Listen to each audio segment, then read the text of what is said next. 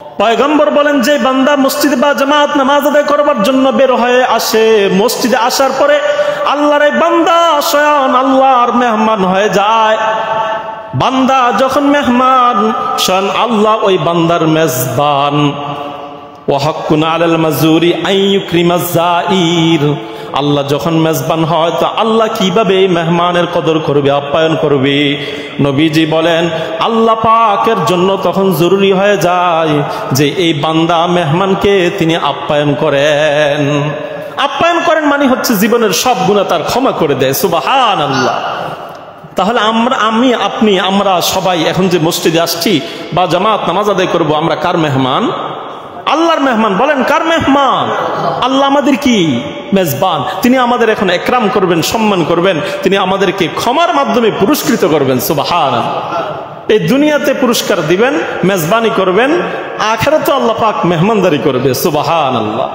সহিহ বুখারীর বর্ণনা, قال رسول الله صلى الله عليه وسلم من غدا إلى المسجد أو راح أعد الله له نزله في الجنة كلما غدا أو راح। পয়গম্বর বলেন, যে উম্মত সকাল সন্ধ্যায় বা জামাত নামাজ আদায় করবার জন্য ঘর থেকে বের হয়ে মসজিদে আসে, নবীজি বলেন যতবার বান্দা ঘর থেকে বের হয়ে মসজিদে আসবে ততবার আল্লাহ পাক এই বান্দার মেহমানদারি জান্নাতে করাইবেন। যতবার আসবেন ততবার নতুন নতুন মেহমানদারি, নতুন নতুন খানার কোয়ালিটি, আইটেম অন্যরকম। আপনি জিজ্ঞেস করবেন, আল্লাহ এটা কিসের মেহমানদারি? আল্লাহ পাক বলবেন, বান্দা তুই যে অন্ধকারে এশার নামাজ পড়বার জন্য বাসা থেকে বের হয়েছিলি, সেটার পুরস্কার হিসাবে আমি আজকে তোর মেহমানদারি করব, নে মেহমানদারি খা। তাহলে মেহমানদারি দুনিয়াতেও করেছেন, আখিরাতেও করবেন।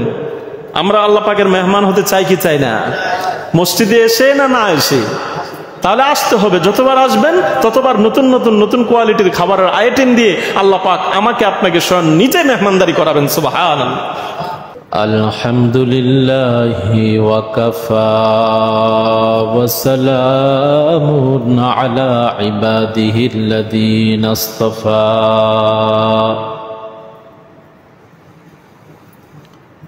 أما بعد فأعوذ بالله من الشيطان الرجيم.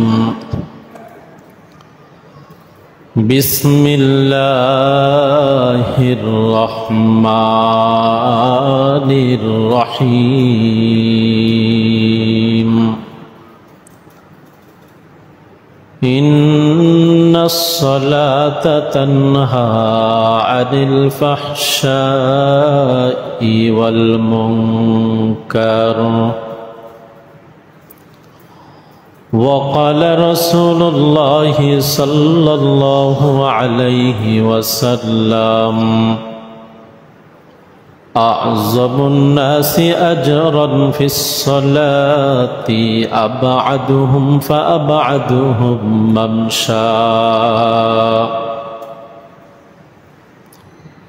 اللهم صل على سيدنا محمد وعلى آل محمد كما صليت على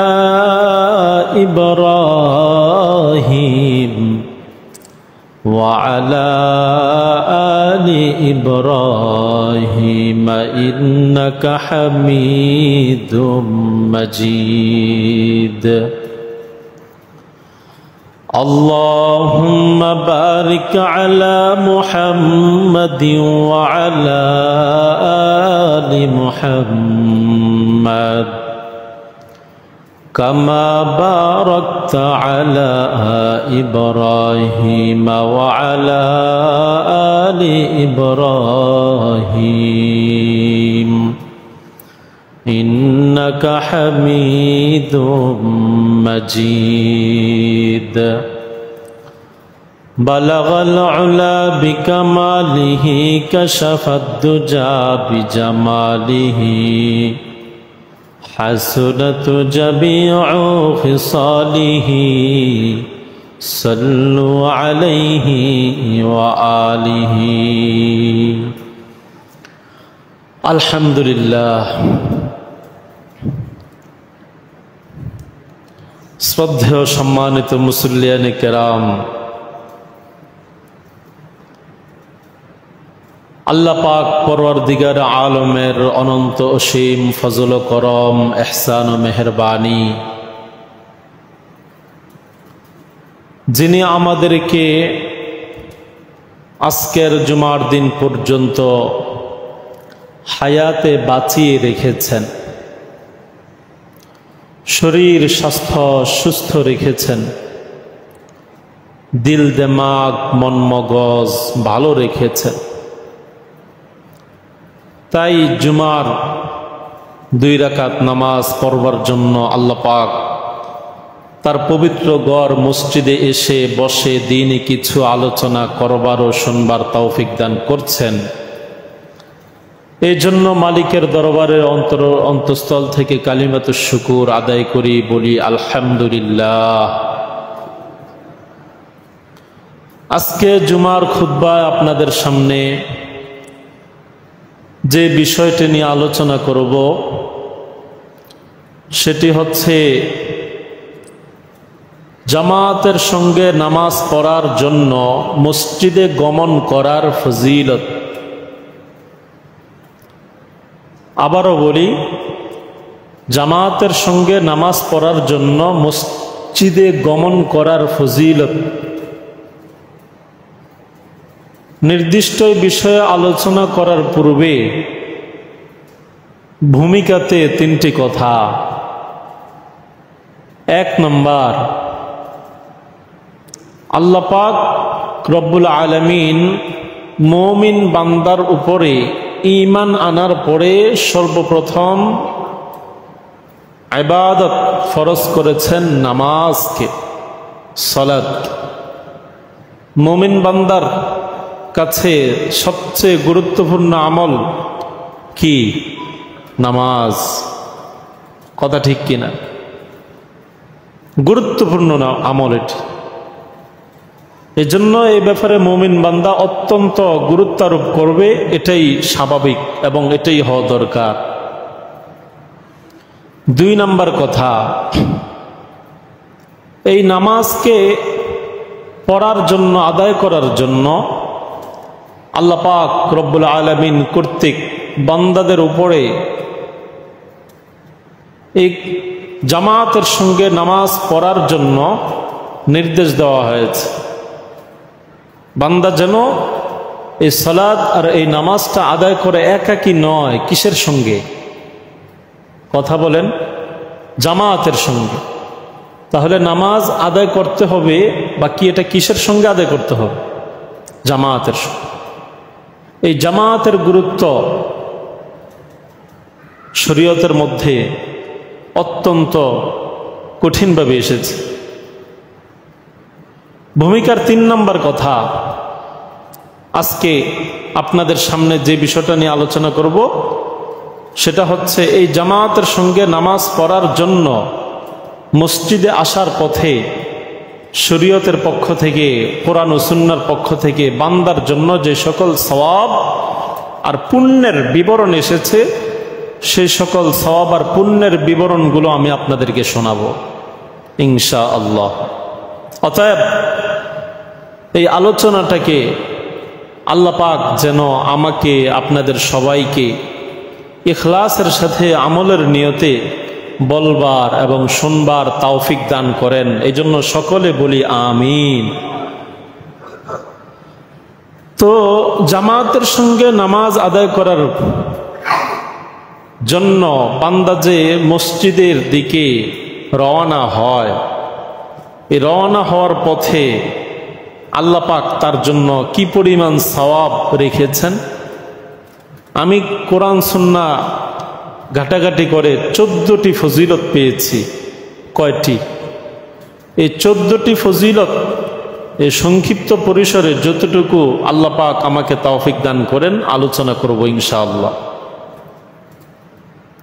1 নাম্বার, জামাতের সঙ্গে নামাজ আদায় করার উদ্দেশ্যে বান্দা যখন বাসাবাড়ি থেকে রওনা হয় তখন থেকে মসজিদে আসা পর্যন্ত এই বান্দার ক্ষেত্রে শরীয়ত হাদিসে নববী শান আল্লাহর নবী হযরতে মুহাম্মদুর রাসূলুল্লাহ সাল্লাল্লাহু আলাইহি সাল্লাম যে সুসংবাদ বান্দার জন্য দিয়েছেন সেটা হচ্ছে এই বান্দার দায়িত্ব স্বয়ং আল্লাহ নিয়ে নেয়। সুবহানাল্লাহ। সুনানে আবু দাউদের বর্ণনা, হাদিসের বর্ণনাকারী হযরতে আবু উমামা আল বাহিলি রাদিয়াল্লাহু তাআলা আনহু قال رسول الله صلى الله عليه وسلم ثلاثة كلهم ضامنون على الله حتى يتوفاه الله فيدخله الجنة أو يرده بما نال من أجر أو غنيمة رجل راح إلى المسجد فهو ضامن على الله। আল্লাহর নবী বলেন, তিন শ্রেণীর মানুষ এমন আছে যাদের জামানত, যাদের দায়িত্ব স্বয়ং আল্লাহ নিজ জিম্মায় নিয়ে নেয়। সুবহানাল্লাহ। কয় শ্রেণীর লোক? মনোযোগ দিয়ে শুনতে হবে। কয় শ্রেণীর লোক? তিন শ্রেণীর লোক। এই তিন শ্রেণীর লোক এর দায়িত্ব কে নিয়ে নেন? আল্লাহ। যার দায়িত্ব আল্লাহ নিয়ে নেয় এর আর কোনো টেনশন আছে না। এই তিন শ্রেণীর মধ্যে হতে অন্যতম এক শ্রেণীর লোক হচ্ছে সে যে বাসাবাড়ি থেকে মসজিদে বা জামাত নামাজ আদায় করার জন্য বের হয়। রাজুলুন রাহা ইলাল মসজিদি ফাহুয়া যাবিনুন আলাল্লাহ। ঘর থেকে বের হয়েছে, নামাজ আদায় করবে কোথায়? মসজিদে জামাতের সঙ্গে। আল্লাহর নবী বলেন, উম্মত তুই তো ঘর থেকে বের হয়েছে, তোমার দায়িত্ব স্বয়ং আল্লাহ নিয়ে নিয়েছেন। সুবহানাল্লাহ। উম্মত জিজ্ঞেস করে, হুজুর আল্লাহ আমার দায়িত্ব নিয়ে নিয়েছেন, এই কথার কি অর্থ? পয়গম্বর ব্যাখ্যা করে বলে দিয়েছেন, হাত্তা ইয়াতাওয়াফাহুল্লাহু ফায়ুদখিলাহুল্লাহুল জান্নাহ। উম্মত তোমার দায়িত্ব আল্লাহ নিয়ে নিয়েছেন, এই কথা দুইটা অর্থ। এক নাম্বার, তুমি যদি এই পথে যাওয়ার পথে তুমি যদি মারা যাও, আল্লাহ এই জামাতের সঙ্গে নামাজ পড়ার নিয়ত থাকার বরকতে মরতে দেরি জান্নাত দান করতে দেরি করবেন না। সুবহানাল্লাহ। সাথে সাথে জান্নাত দিয়ে দিবে। দায়িত্ব নিয়েছেন কে? কোনো সন্দেহ আসেনি। দুই নাম্বার, আও ইয়ারুদ্দাহু বিমা নালা মিন আজরিন আও গানিমাহ। আর যদি তুমি বেঁচে যাও, সুস্থ সঠিকভাবে ঘর থেকে বের হয়ে মসজিদ পর্যন্ত বা জামাত নামাজ আদায় করে আবার আসো, তো আল্লাহ পাক দায়িত্ব নিয়ে নিয়েছেন তোমার আমল নামাকে সওয়াব আর পুণ্য দিয়ে পরিপূর্ণ করে দিবেন। সুবহানাল্লাহ। তাহলে জামাতের সঙ্গে নামাজ আদায় করতে আসলে গমনের পথে এক নম্বর লাভ হচ্ছে কি, আল্লাহ পাক আপনার দায়িত্ব নিয়ে নেয়। এটা লাভ না ক্ষতি? দুই নাম্বার, যে বান্দা বাসাবাড়ি থেকে জামাতের সঙ্গে নামাজ আদায় করার জন্য বের হয়ে মসজিদে আসে, এই মাঝ পথে এই বান্দার ব্যাপারে ফেরেশতারা তাদের কাছে গর্ব করে। এই বান্দাকে নিয়ে কি করে? গর্ব করে।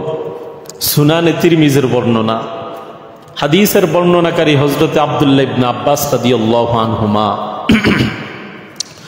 قال رسول الله صلى الله عليه وسلم أتاني الليلة تبارك وتعالى في أحسن سورة فقال يا محمد هل تدري فيما يختصم الملأ الأعلى। আল্লাহর নবী বলেন, গত রাত্রে আল্লাহর সঙ্গে স্বপ্ন যোগে আমি নবীর সাক্ষাৎ ঘটেছে। আল্লাহ আমাকে জিজ্ঞেস করলেন, হে নবী আপনি কি বলতে পারবেন ফেরেশতাগণ বান্দাদের কোন বান্দাদের নিয়ে গর্ব করে বলতে পারবেননি? কোন বিষয় নিয়ে ফেরেশতারা গর্ব করে, হে নবী আপনি বলতে পারবেন কিনা? নবী বললেন, লা, আল্লাহ আমি বলতে পারবো না। ফাওয়াযা কাফাহু বাইনা কাতিফাইয়া হাত্তা ওয়াজাদতু বারদাহু বাইনা ফাদিয়াইয়া ফাআলিমতু মা ফিস সামাওয়াতি ওয়া মা ফিল আরদি। নবীজি বলেন, আমি যখন নেগেটিভ উত্তর দিলাম, আল্লাহ পাক তার কুদরতি হাতটা আমার বক্ষে রাখলেন। রাখার পরে আমি নবী আল্লাহ পাকের কুদরতি হাতের ঠান্ডা আর্দ্রতা অনুভব করলাম। আল্লাহর কুদরতি হাত, সুবহানাল্লাহ। আল্লাহর কুদরতি হাতের ছোঁয়া পেয়ে আমি নবী তখন ভাবলাম, পুরা আসমান জমিনের যত ইলম আছে সব এলেম কেমন যেন আল্লাহ এক ছোঁয়ার মাধ্যমে আমি নবীকে দান করে দিলেন। ফাআলিমতু মা ফিস সামাওয়াতি ওয়া মা ফিল আরদি।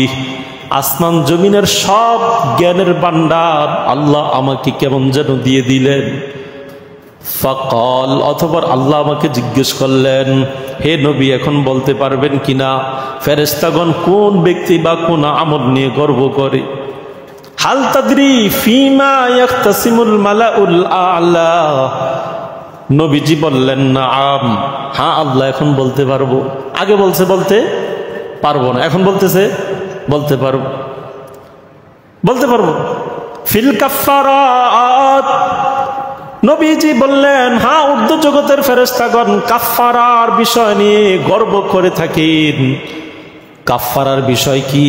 কাফফারা। এরপরে নবী বর্ণনা দিচ্ছেন কাফফারা বিষয় কি। কাফফারার বিষয় কয়েকটি আমলের কথা বর্ণনা দিয়ে নবী অন্যতম একটা আমলের কথা বলছেন, আল মাশিউ আলাল আকদাম ইলাল জামাআত।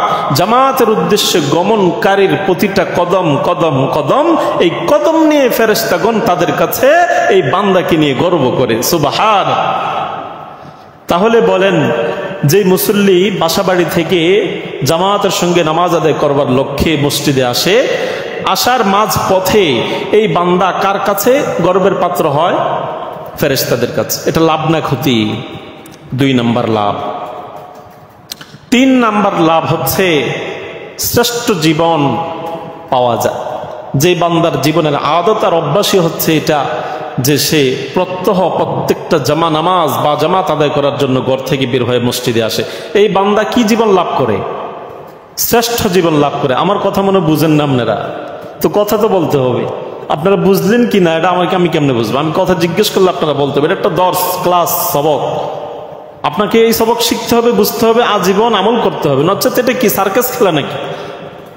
এজন্য আমি জিজ্ঞেস করলে বলবেন। এই জন্য মনোযোগ দিয়ে শুনবেন, দেখবেন অনেক ফায়দা হবে ইনশাল্লাহ। মনে কষ্ট পাইছেন? মনোযোগ দিয়ে শুনবেন, বলবেন। তো 3 নম্বর ফায়দা হচ্ছে শ্রেষ্ঠ জীবন লাভ হয়। এই সুনানে তিরমিজির বর্ণনা, এই হাদিসের মধ্যেই দ্বিতীয় অংশে নবী বলেন, মান ফাআলা যালিকা আশা বিখাইর। যেই বান্দার জীবনের আদত আর অভ্যাস, সে জামাত নামাজ আদায় করার জন্য প্রত্যহ ঘর থেকে বের হয়ে মসজিদে আসে, পয়গম্বর বলেন এই উম্মত শ্রেষ্ঠ জীবন লাভ করে। এই বান্দার জীবন অন্য 10 জনের জীবন থেকে আলাদা, শ্রেষ্ঠতম এক জীবন। কারণ তার জীবনে আমল আর অভ্যাস হচ্ছে এই বান্দা প্রত্যহ জামাতের সঙ্গে নামাজ পড়ার জন্য ঘর থেকে বের হয়। তাহলে জামাতের সঙ্গে নামাজ পড়ার জন্য ঘর থেকে বের হলে কি জীবন লাভ হয়? শ্রেষ্ঠ জীবন। বলেছেন কে? আল্লাহর নবী। 3 নম্বর লাভ। 4 নম্বর লাভ হচ্ছে এই বান্দা যখন মৃত্যুবরণ করবে, এই জামাতের সঙ্গে নামাজ পড়ার উদ্দেশ্যে ঘর থেকে বের হওয়ার কারণে আল্লাহ পাক তার মৃত্যু দান করেন, শ্রেষ্ঠ মৃত্যু। সুবহানাল্লাহ। এই হাদিসেরই, এই তিরমিজির হাদিসের শেষ অংশে নবী বলেন, মান ফাআলা যালিকা মাতা বিখাইর। যেই বান্দার জীবনের আদত আর অভ্যাস হবে বা জামাত নামাজ আদায় করার জন্য ঘর থেকে বের হয়, এই শুধু বের হয়ে গমন করার হাঁটার বরকতে আল্লাহ পাক এই বান্দার মৃত্যু দান করেন, শ্রেষ্ঠ মৃত্যু।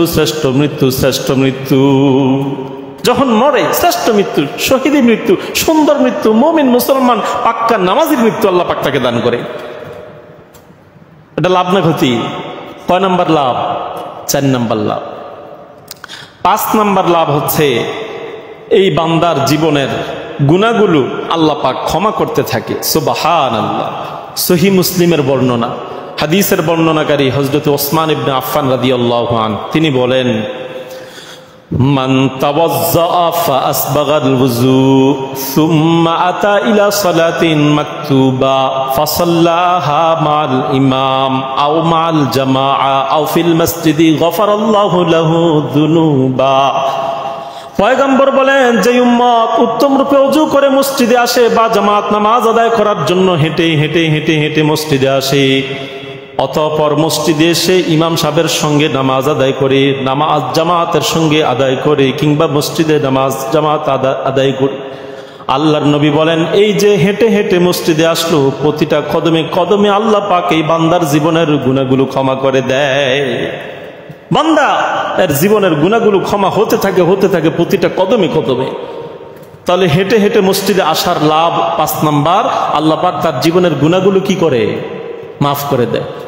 এইভাবে প্রাপ্তবয়স্ক হওয়া থেকে নিয়ে মৃত্যু পর্যন্ত যে বান্দা নিজের জীবনের আদত আর আমল চূড়ান্তভাবে এটা মেনে নিবে যে প্রত্যেকটা নামাজ বা জামাত আদায় করার জন্য বাসা বাড়ি থেকে বের হয়ে আসে, এরকম গুনাহ মাফ হতে হতে হতে হতে হতে হতে এক পর্যায়ে দেখা যায় তার জীবনের আর কোনো গুনাহই থাকে না। তিরমিজির বর্ণনা, قال النبي صلى الله عليه وسلم وكان من خطيئته كيوم ولدته أمه। পয়গম্বর বলেন, এই যে বান্দার জীবনের প্রাপ্তবয়স্ক হওয়া থেকে নিয়ে মৃত্যু পর্যন্ত যদি তার আমল করতে পারে এটি, তাহলে গুনাহ মাফ হতে হতে হতে হতে এক পর্যায়ে এমন হয় তার জীবনের কোনো গুনাহ আর থাকে না। একবারে নিষ্পাপ মাসুম বাচ্চার মতো এই লোকটা মারা যায়, কোনো গুনাহ তার আমল নামায় নেই। লাভ না ক্ষতি? লাভ। 5 নম্বর লাভ হচ্ছে গুনাহ মুক্তি হয়, গুনাহ থেকে আল্লাহ পাক মাফি দান করেন। 6 নম্বর লাভ, গুনাহ মাফ করে ক্ষান্ত হন না, আল্লাহ পাক এই বান্দার জান্নাতের মধ্যে প্রমোশন দিতে থাকে। সুবহানাল্লাহ। তার দরজা, তার মর্যাদা, তার স্তর উপরে উন্নীত হতে থাকে। হ্যাঁ, কত লাভ! সহিহ মুসলিমের বর্ণনা, قال رسول الله صلى الله عليه وسلم من تطهر في بيته ثم مشى إلى بيت من بيوت الله ليقضي فريضة من فرائض الله لا يريد إلا الصلاة فيه كانت خطواته إحداهما تحط عنه خطيئة والأخرى ترفع درجة। পয়গম্বর বলেন, যে উম্মত ঘর থেকে উত্তম রূপে বের হয়ে মসজিদে এসে বা জামাত নামাজ আদায় করার জন্য হেঁটে হেঁটে আসে, আল্লাহর নবী বলেন এই বান্দার প্রতিটা কদমে কদমে একটা করে গুনাহ মাফ করেন আর এক একটা করে স্তর জান্নাতে উন্নীত হতে থাকে। জান্নাতে তার প্রমোশন হতে থাকে। আপনি আজকে মসজিদে এসে বা জামাত আদায় করলেন, আপনি জান্নাতের যে স্তরটা পেয়েছেন, আগামীকালকে আবারও যদি 5টা ওয়াক্ত নামাজ বা জামাত আদায় করার জন্য মসজিদের দিকে গমন করেন, প্রত্যেকটা কদমে কদমে জান্নাতে আপনার প্রমোশন হতে থাকে। সুবহানাল্লাহ বলবেন না? তাহলে বা জামাত নামাজ আদায় করার লক্ষ্যে বাসাবাড়ি থেকে মসজিদে আসলে পরে প্রতিটা কদমে কদমে গুনাহ মাফ হয়, সাথে সাথে জান্নাতে তার মর্যাদা বাড়তে থাকে। 6 নম্বর লাভ। 7 নম্বর ফায়দা, জামাতের সঙ্গে নামাজ আদায় করতে আসলে মসজিদে, এটা রিবাতের মতো সওয়াব সমতুল্য। قال رسول الله صلى الله عليه وسلم আলা আদুল্লুকুম আলা মা ইয়ামহুল্লাহু বিহিল খাতায়া। নবীজি বলেন, হে উম্মত, তোদের কি আমি বলবো নি কোন আমলের বরকতে আল্লাহ পাক বান্দার জীবনের গুনাহগুলো ক্ষমা করতে থাকে? কোন আমলের বরকতে বান্দার জীবন ক্ষমা হয় বলবো? তো উম্মত বললেন, হুজুর বলেন। সাহাবায়ে কেরাম বললেন, হুজুর বলেন কোন আমল? তখন নবী বললেন, কয়েকটি আমলের কথা বললেন, এর মধ্যে অন্যতম একটি আমলের নাম বলে নবীজি বলেন কাসরাতুল খুতা ইলাল মাসাজিদ। অধিক পরিমাণে বান্দা যখন পা দিয়ে কদম দিয়ে হেঁটে হেঁটে মসজিদে যায়, প্রতিটা কদমে কদমে আল্লাহ পাক এই বান্দার গুনাহ থেকে, আমল নামা থেকে গুনাহগুলো মুছে দেয় আর জান্নাতে তার মর্যাদা আল্লাহ পাক উন্নীত করতে থাকে। আর উম্মত শোনো, ফাযালিকার রিবাত, এই প্রত্যেকটা কদম কদম এটা আল্লাহ পাকের কাছে রিবাতুল্য সওয়াব পাওয়া যায়। রিবাতের সমতুল্য সওয়াব আল্লাহ পাক কদমের বরকতে দান করে। এখন প্রশ্ন হয়, রিবাত কি? হাদিসের অন্য বর্ণনায় এসেছে, রিবাত এটা হচ্ছে মুসলিম অধ্যুষিত এলাকাকে শত্রুদের দেশ থেকে নিরাপত্তা এবং বাঁচাবার লক্ষ্যে, পাহারাদারি দেওয়ার লক্ষ্যে এই বর্ডারে পাহারাদারিতে রত হওয়া, এটা হচ্ছে রিবাত। আমাদের দেশকে রক্ষা করার জন্য সেনাবাহিনী বর্ডারে পাহারা দেয় কিনা? এটা হচ্ছে রিবাত। এই রিবাত এর সওয়াব অনেক। এই বান্দা যদি মারাও যায় এই আমল করে, তাহলে তার সওয়াব অটোমেটিক চলতেই থাকে। সুবহানাল্লাহ। সব আমলকারীর আমল মৃত্যুর মাধ্যমে বন্ধ হয়ে যায়, একমাত্র রিবাত এবং এই ধরনের আরো কিছু আমল আছে যেগুলো মরার পরও তার সব চলতে থাকে। নবী বলেন, ঘর থেকে বের হয়ে মসজিদে বা জামাত আদায় করবার লক্ষ্যে কোনো বান্দা যখন হাঁটে, এই হাঁটাটাকে আল্লাহ পাক রিবাত তুল্য সব হিসেবে গণ্য করে। তার মানে এটা রিবাতের যে সব, এটারও সেই সব। সুবহানাল্লাহ।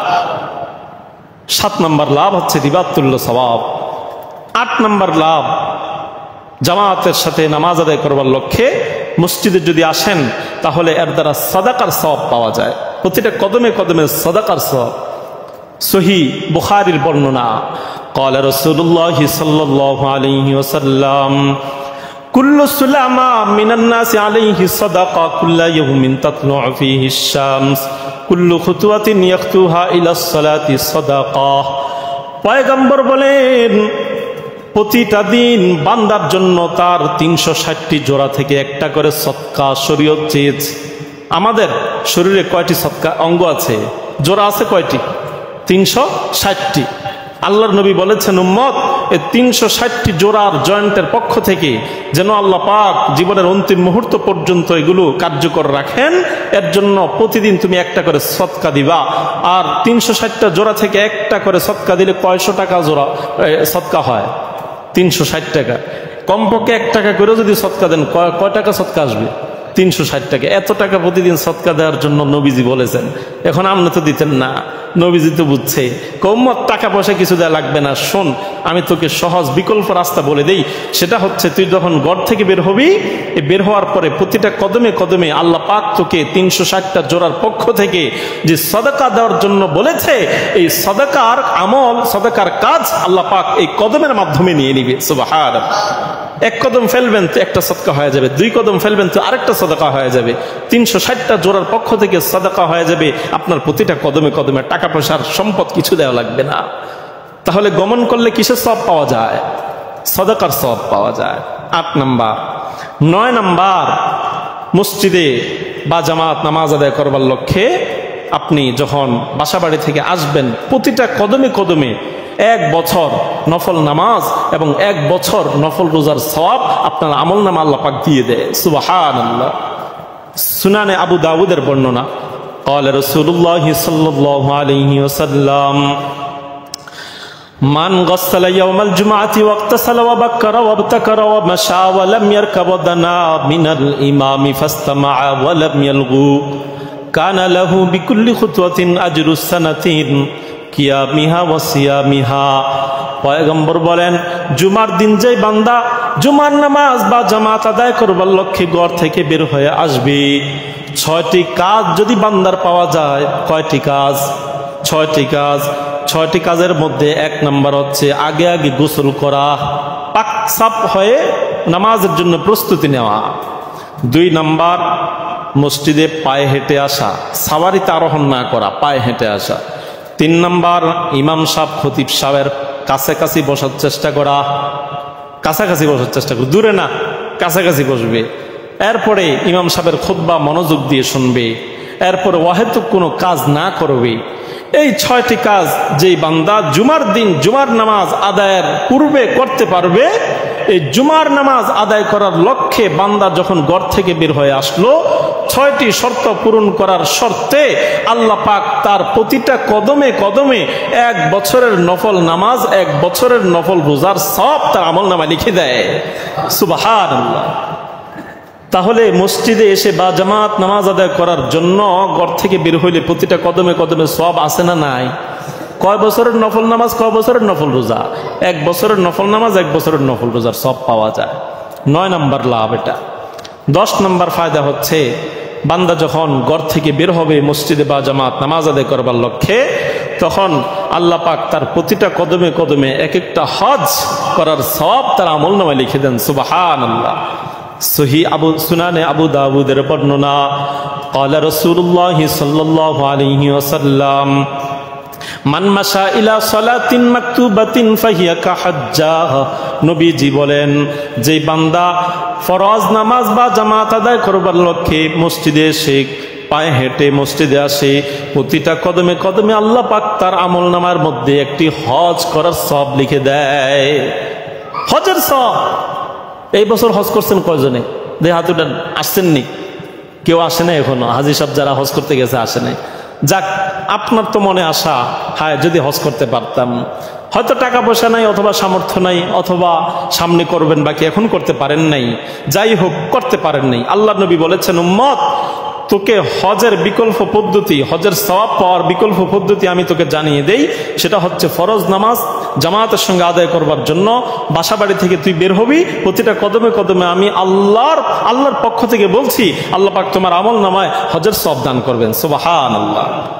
10 নম্বর লাভ, হজের সওয়াব পাওয়া যায়। 11 নম্বর লাভ হচ্ছে হাসরের মাঠ বড় ভয়ঙ্কর মাঠ, কিয়ামতের মাঠ বড় অন্ধকারচ্ছন্ন মাঠ। সেই মাঠে বান্দা অন্ধকার ছাড়া কিছুই দেখবে না। তবে যদি আমল নিয়ে যেতে পারে তাহলে আমলের নূর সে সামনে দেখতে পাবে। এই আমলের নূরে সে তার পথ চিনবে, জান্নাতের পথ চিনবে। এছাড়া অন্য কোনো পথ নেই, অন্য কোনো স্রোত নেই জান্নাতে যাওয়ার। একমাত্র নিজের আমলের বরকতে সে নূর দেখবে, এই নূরের আলোতে সে জান্নাতে যাবে। আমল যদি না থাকে, অন্ধকার ছাড়া বিকল্প কোনো পথ তার সামনে নাই। এই জামাতের সঙ্গে নামাজ আদায় করবার লক্ষ্যে ঘর থেকে বের হইলে প্রতিটা কদমে কদমে হাসরের মাঠে আপনার নূরে নূর নূরে নূর নূরে নূর পরিপূর্ণ হয়ে যায়। সুবহানাল্লাহ। সহিহ মুসলিমের বর্ণনা, ক্বালা রাসূলুল্লাহ সাল্লাল্লাহু আলাইহি ওয়াসাল্লাম বাশশিরিল মাশাঈনা ফিজ যুলাম ইলাল মাসাজিদি বিন নূরিত তাম্মি ইয়াউমাল কিয়ামা। নবীজি বলেন, অন্ধকারে উম্মত যদি হেঁটে হেঁটে মসজিদে যায়, এই অন্ধকারে হেঁটে হেঁটে মসজিদে যাওয়ার বরকতে আল্লাহ পাক রব্বুল আলামিন ওই বান্দার হাসরের মাঠের সামনে পরিপূর্ণ নূর দান করবে। তাহলে হাসরের মাঠে আপনি নূর পেতে হলে কি করতে হবে? অন্ধকারে রাত্রে এশার নামাজ এবং মাগরিবের নামাজ, ফজরের নামাজ অন্ধকারে হেঁটে হেঁটে মসজিদে এসে বা জামাত আদায় করার জন্য মসজিদ ঘর থেকে বের হতে হবে। তাহলে অন্ধকারে হাঁটলে পরে হাসরের মাঠে কি তৈরি হয়? নূর তৈরি হয়, নূর তৈরি হয়, নূর তৈরি হয়। 11 নম্বর লাভ। 12 নম্বর লাভ হচ্ছে আপনি যখন বা জামাত নামাজ আদায় করবার লক্ষ্যে সেই বাসা বাড়ি থেকে বের হবেন, তখন আল্লাহ পাক আপনার প্রতি খুশি হয়ে যায়। সুবহানাল্লাহ, খুশি হয়ে যায়। আত-তারগীব ওয়াত-তারহিব নামক একটি হাদিসের কিতাব আছে, সেই কিতাবের বর্ণনা, ক্বালা রাসূলুল্লাহ সাল্লাল্লাহু আলাইহি ওয়াসাল্লাম লা ইয়াতাওয়াজ্জাউ আহাদুকুম সুম্মা ইউসবিগুল ওযুআ ফায়ুহসিনুহু লা ইউরিদু সুম্মা মাশা ইলা সালাতিন মাকতুবাতিন লা ইউরিদু ইল্লা সালাতা ফিহি ইল্লা তাবাশবাশাল্লাহু ইলাইহি কামা ইয়াতাবাশবাশু আহলুল গায়ব বিতলাতিহি। পয়গম্বর বলেন, বান্দা যখন বা জামাত নামাজ আদায় করবার লক্ষ্যে ঘর থেকে বের হয়ে মসজিদে আসে, আল্লাহ পাক ওই বান্দার প্রতি এতটা খুশি হয়, এতটা খুশি হয়। আল্লাহ পাক কতটা খুশি হয় এর দৃষ্টান্ত বুঝাবার জন্য নবীজি বলেছেন, ওই বিনদেশী এবং প্রবাসী স্বামী বা বন্ধু স্ত্রীর কাছে অথবা বন্ধুর কাছে দীর্ঘদিন পরে আসার পরে দেখা সাক্ষাৎ যখন হয়, তখন স্ত্রী কতটা খুশি হয়, হ্যাঁ, বন্ধু কতটা খুশি হয়। বছরকে বছর আপনি বিদেশে, অনেক বছর পরে আপনি আজকে আসছেন বাড়িতে, স্ত্রী কি খুশি হবে বলেন? হায় হায়, স্ত্রীর আজকে মনে হয় যে নতুন বিয়ে হয়েছে, আজকে সবে কি সবে বরাত, আজকে হের সবে জিফাফ, আজকে হের বাসর রাত উদযাপিত হবে। দীর্ঘদিন পরে স্বামীর সঙ্গে সাক্ষাৎ, কতটা মহব্বত আর ভালোবাসার সাক্ষাৎ আজকে। দীর্ঘদিন পরে বন্ধুর সঙ্গে বন্ধুর দেখা, কতটা খুশি হয় বন্ধু, খুশি হয় কি হয় না? আল্লাহ পাক বলে, আমার বান্দা যখন ঘর থেকে বের হয় মসজিদে বা জামাত নামাজ আদায় করবার জন্য উদ্দেশ্যে বের হয়, তখন সে বের হতে দেরি আমি আল্লাহ ওই প্রবাসীর প্রতি, স্বামীর প্রতি স্ত্রীর যতটা না খুশি থাকে, বন্ধুর প্রতি বন্ধুর যতটা না খুশি থাকে, আমি আল্লাহ তার প্রতি তার চেয়ে বেশি খুশি হয়ে যাই। সুবহানাল্লাহ। 12 নম্বর লাভ, যে বান্দা যখন ঘর থেকে বের হয় স্বয়ং আল্লাহ তার প্রতি খুশি হয়ে যায়। 13 নম্বর, আপনি যখন মসজিদে বা জামাত নামাজ আদায় করবার জন্য ঘর থেকে বের হবেন, তখন লাভ হচ্ছে আল্লাহ পাক স্বয়ং আপনার মেজবান আর আপনি আল্লাহর মেহমান। সুবহানাল্লাহ। قال رسول الله صلى الله عليه وسلم من توضأ للصلاة ثم أتى المسجد فهو زائر الله। পয়গম্বর বলেন, যে বান্দা মসজিদ বা জামাত নামাজ আদায় করবার জন্য বের হয়ে আসে, মসজিদে আসার পরে আল্লাহর এই বান্দা স্বয়ং আল্লাহর মেহমান হয়ে যায়। বান্দা যখন মেহমান, স্বয়ং আল্লাহ ওই বান্দার মেজবান। ওয়াহাক্কুন আলাল মাজুরি আন ইউকরিমাজ জাইর। আল্লাহ যখন মেজবান হয় তো আল্লাহ কিভাবে এই মেহমানের কদর করবে, আপ্যায়ন করবে? নবীজি বলেন, আল্লাহ পাকের জন্য তখন জরুরি হয়ে যায় যে এই বান্দা মেহমানকে তিনি আপ্যায়ন করেন। আপ্যায়ন করেন মানে হচ্ছে জীবনের সব গুনাহ তার ক্ষমা করে দেয়। সুবহানাল্লাহ। তাহলে আমরা সবাই এখন যে মসজিদে আসছি বা জামাত নামাজ আদায় করবো, আমরা কার মেহমান? আল্লাহর মেহমান। বলেন কার মেহমান? আল্লাহ আমাদের কি মেজবান। তিনি আমাদের এখন একরাম করবেন, সম্মান করবেন, তিনি আমাদেরকে ক্ষমার মাধ্যমে পুরস্কৃত করবেন। সুবহানাল্লাহ। এই দুনিয়াতে পুরস্কার দিবেন, মেজবানি করবেন, আখিরাতে আল্লাহ পাক মেহমানদারি করবে। সুবহানাল্লাহ। সহিহ বুখারীর বর্ণনা, قال رسول الله صلى الله عليه وسلم من غدا إلى المسجد أو راح أعد الله له نزله في الجنة كلما غدا أو راح। পয়গম্বর বলেন, যে উম্মত সকাল সন্ধ্যায় বা জামাত নামাজ আদায় করবার জন্য ঘর থেকে বের হয়ে মসজিদে আসে, নবীজি বলেন যতবার বান্দা ঘর থেকে বের হয়ে মসজিদে আসবে ততবার আল্লাহ পাক এই বান্দার মেহমানদারি জান্নাতে করাইবেন। যতবার আসবেন ততবার নতুন নতুন মেহমানদারি, নতুন নতুন খানার কোয়ালিটি আইটেম অন্যরকম।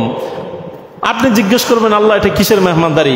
আল্লাহ পাক বলবেন, বান্দা তুই যে অন্ধকারে এশার নামাজ পড়বার জন্য বাসা থেকে বের হয়েছিলি, সেটার পুরস্কার হিসাবে আমি আজকে তোর মেহমানদারি করব, নে মেহমানদারি খা। তাহলে মেহমানদারি দুনিয়াতেও করেছেন, আখিরাতেও করবেন। আমরা আল্লাহ পাকের মেহমান হতে চাই কি চাই না? মসজিদে এসে না এসে? তাহলে আসতে হবে। যতবার আসবেন ততবার নতুন নতুন নতুন কোয়ালিটির খাবারের আইটেম দিয়ে আল্লাহ পাক আমাকে আপনাকে স্বয়ং নিজে মেহমানদারি করাবেন। সুবহানাল্লাহ। মসজিদে এসে বা জামাত নামাজ আদায় করলে যেই 13তম লাভ, সেটা হচ্ছে আপনি যত দূর থেকে মসজিদে আসবেন তত সওয়াব আপনার বেশি হবে। যত দূর থেকে আসবেন তত সওয়াব বেশি, কারণ কদম বেশি, সওয়াব বেশি। বুঝেন নাই? সহিহ বুখারীর বর্ণনা, قال رسول الله صلى الله عليه وسلم إن أعظم الناس أجرا للصلاة أبعدهم فأبعدهم ممشى। পয়গম্বর বলেন, নামাজের সওয়াব পাওয়ার ক্ষেত্রে সবচেয়ে বেশি সওয়াব ওই বান্দা পাবে যেই বান্দার ঘর মসজিদ থেকে যত দূরে। যেই বান্দা যত দূরত্ব থেকে মসজিদে আসবে ওই বান্দার আমল নামায় তত বেশি সওয়াব আর সওয়াব আর সওয়াব হতে থাকবে।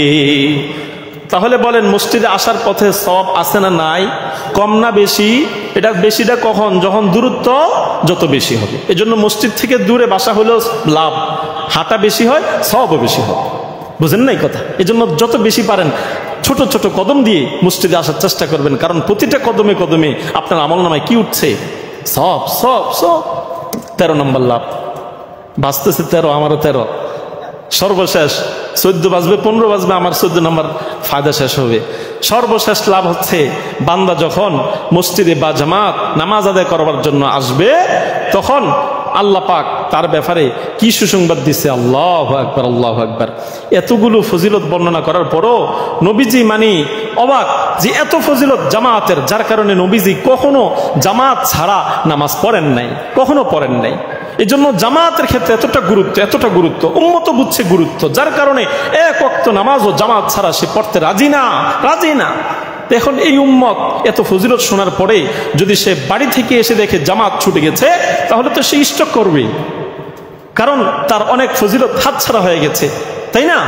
সে জ্ঞান শূন্য হয়ে যাবে। এজন্য নবীজি তাকে অভয় দিয়ে বলেছেন, সাহস জুগিয়ে বলেছেন, উম্মত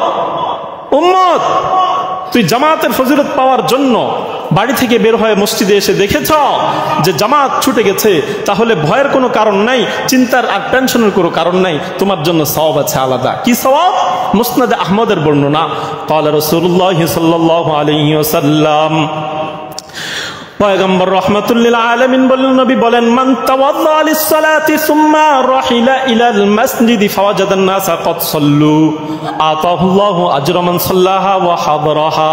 পয়গম্বর বলেন, যে উম্মত ঘর থেকে উত্তম রূপে ওযু করে মসজিদে এসে বা জামাত আদায় করবার জন্য আসে, এসে দেখে নামাজ শেষ হয়ে গেছে, তখন আল্লাহ পাক রব্বুল আলামিন ওই বান্দার আমলনামায় ওই জামাতের সঙ্গে যারা নামাজ আদায় করছে তারা যে পরিমাণ সওয়াব পাইছে, আল্লাহ পাক তাকে ওই পরিমাণ সওয়াব দিয়ে দেয়। আপনি এসে দেখছেন কি হয়ে গেছে, জামাত হয়ে গেছে, তো জামাতের সঙ্গে যারা নামাজ পড়ছে ওই পরিমাণ সওয়াব আল্লাহ পাক আপনাকে দিয়ে দিবে। তাহলে 14টা লাভ বললাম জামাতের সঙ্গে নামাজ আদায় করার। আমার আপনার সবার জরুরত আছে কিনা এই 14টি ফায়দা পাওয়ার দরকার আছে কিনা বলেন?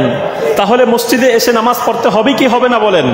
আল্লাহ পাক আমাকে আপনাদের সবাইকে বা জামাত বা ওয়াক্ত নামাজ আদায় করবার লক্ষ্যে ঘর থেকে বের হয়ে মসজিদে হাঁটি হাঁটি পা পা করে নামাজ আদায় করার জন্য এসে আমাদের আমলনামা পূর্ণ আর সওয়াব দিয়ে পরিপূর্ণ করে মালিকের সঙ্গে সাক্ষাৎ করার তৌফিক দান করেন, বলেন আমিন। ওয়া আখিরু দাওয়ানা আলহামদুলিল্লাহি রাব্বিল আলামিন।